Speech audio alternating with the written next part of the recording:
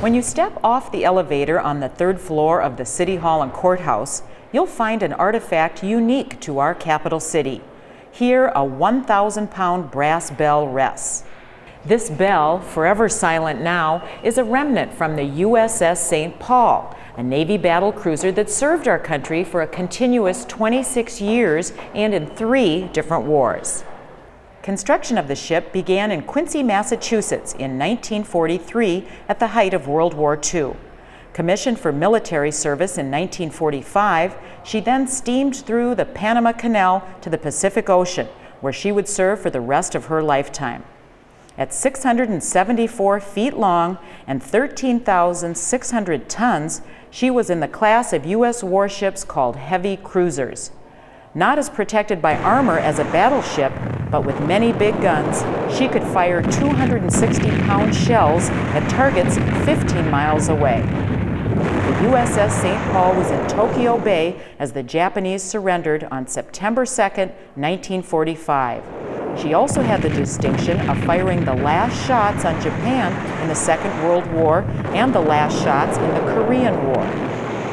The most serious casualties ever suffered aboard the vessel came not from enemy guns, but from an accident. On April 21, 1952, an explosion and powder fire broke out in the forward 8-inch gun turret. 30 men were lost. The USS St. Paul served as flagship to squadrons of smaller cruisers during many operations. The flagship is the vessel carrying the commanding admiral. Many other dignitaries and heads of state embarked on the St. Paul, including President Eisenhower.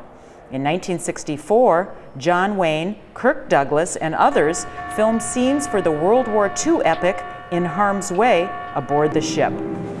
When she was decommissioned in 1971, she had fought in World War II, Korea, and Vietnam.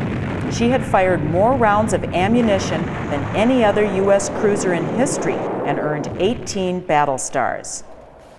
That same year, St. Paul Mayor Charles McCarty accepted the bell as a historic memento to be put on display.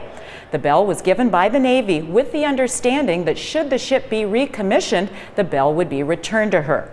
Each mayor of St. Paul is required to submit to the Navy's loan officer an annual report on the condition of the bell.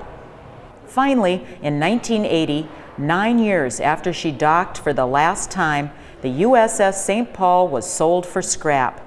Although technically still on indefinite loan, it appears that the bell's namesake city will be its home from now on.